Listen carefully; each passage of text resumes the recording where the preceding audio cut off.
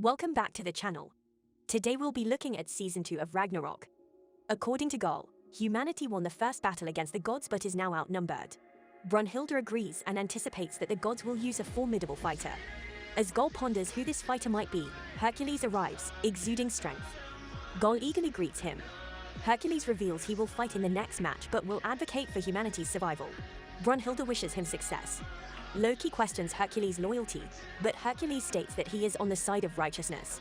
Brunhilde reveals that Jack the Ripper will fight against Hercules, and on Jack the Ripper's demand, the arena has been transformed into a 19th century London. Now before your eyes is a replica of 19th century London, England. It's God versus man in a knockdown, drag-out street fight. Now representing humanity in round 4 is this man, the most infamous killer in the history of mankind, Jack the Ripper! No, this is insane! Hell no! So that's the choice you decided to make. And now, the god who intends to avenge his brethren's defeat, the valiant warrior who felled both the Nemean lion and Cerberus, the bringer of light to heaven and earth, the unrivaled hero, Hercules! The infamous murderer represents evil, while Hercules stands for justice. Arthur explains that Jack the Ripper was responsible for the deaths of at least 5 prostitutes in London slums. Hercules proposes that Jack concede, offering to convince Zeus to spare him from Niflheim's destruction of his soul. However, Jack declines and draws out his weapon, a large scissor.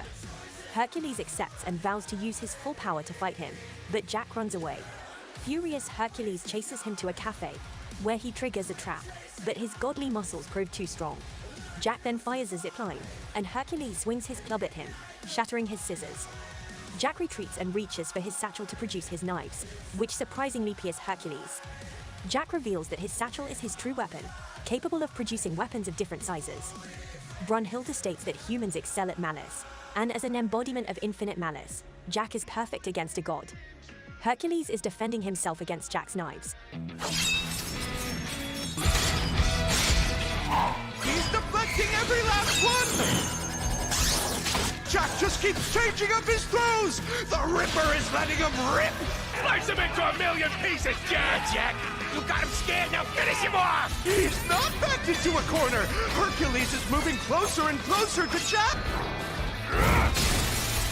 Get out of my sight!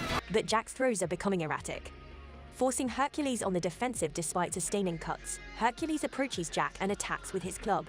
Jack blocked the blow with an umbrella, earning some respect from Hercules. Hercules then unleashes a shockwave that knocks Jack into a nearby building. Jack pulls out a switchblade for Act 2. The audience is seeing Hercules' tattoos expand, which prompts Loki to inquire about their significance. Ares is clarifying that the tattoos signify the cost of Hercules' achievements. He is explaining that Hercules completed the 12 labors and mastered the 12 divine arts.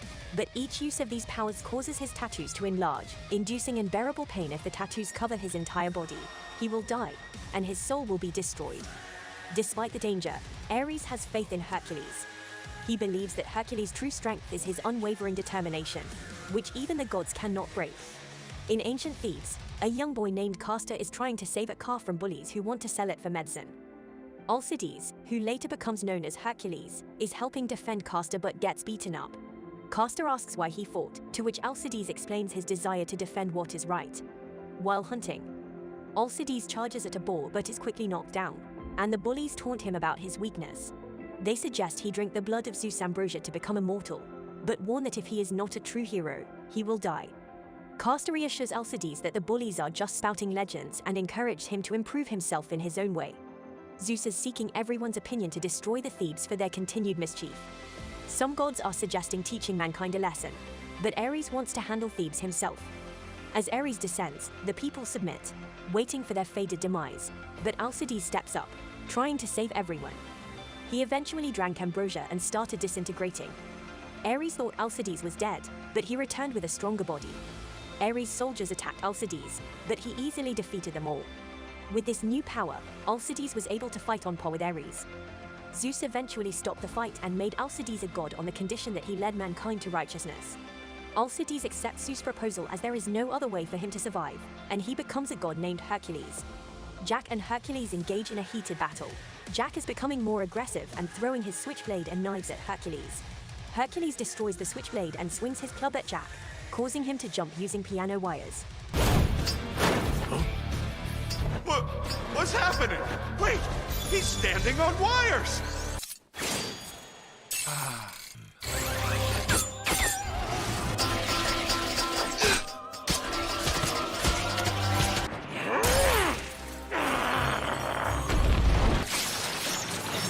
I call upon the Gust Summoner!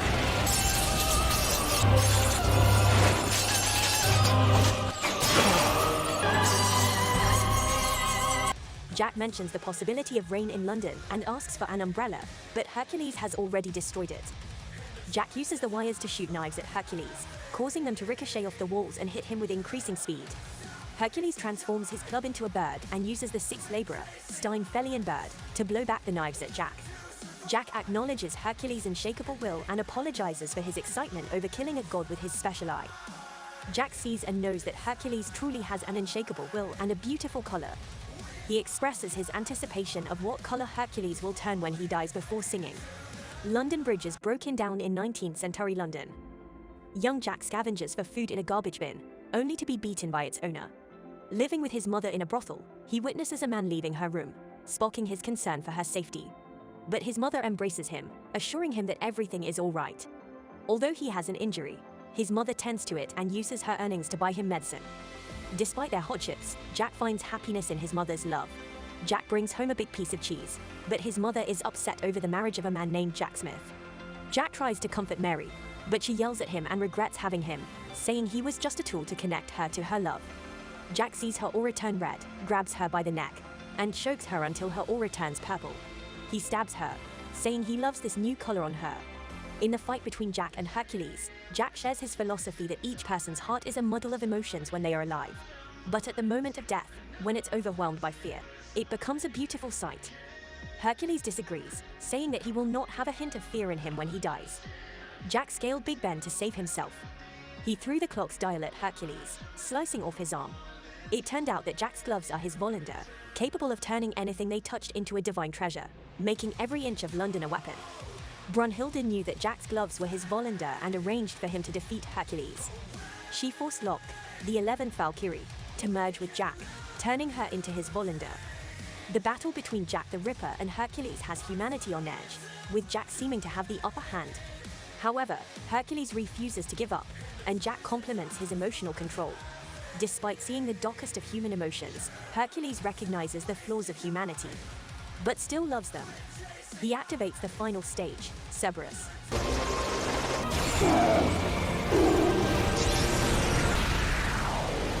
I summon the Hound of Hades! Is that...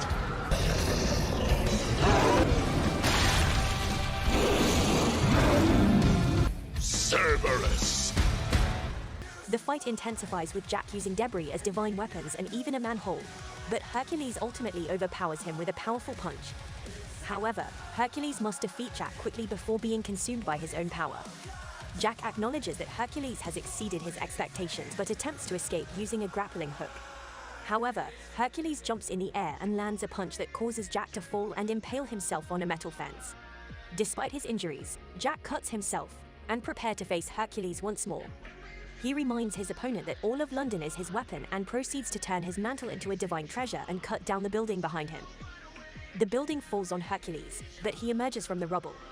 In a tense exchange, Jack reveals that Hercules helped him realize the true nature of love. He then engages Hercules in close combat, using improvised weapons to fend off his opponent's attacks. Jack evades Hercules' attacks and attempts to strike him with iron rods from a fence. However, he only manages to scratch his opponent. Hercules responds with a powerful punch that knocks Jack to the ground, prompting the gods to celebrate. While some humans expressed disappointment in Jack, others were frustrated and considered taking the fight to the gods themselves. Surprisingly, Jack stands up and prepares to continue the fight.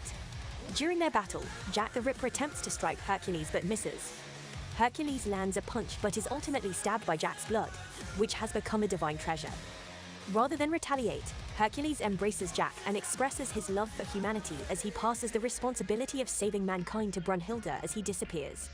Heimdall declared Jack the winner of the 4th round, leaving both audiences stunned.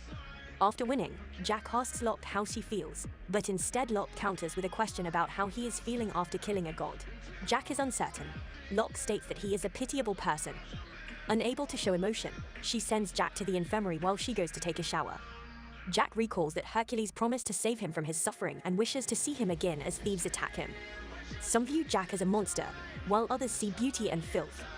Meanwhile, Brunhilde reaffirms her duty to save humanity but moves to tears when she pays respect to fallen warriors, including Hercules. As Ares mourns Hercules' death, Loki reveals that Jack had a clever strategy all along. Despite this, Ares praises Hercules' determination. Zeus expresses anger over humanity's tie with the gods and destroys the viewing area, vowing to prevent humans from leading.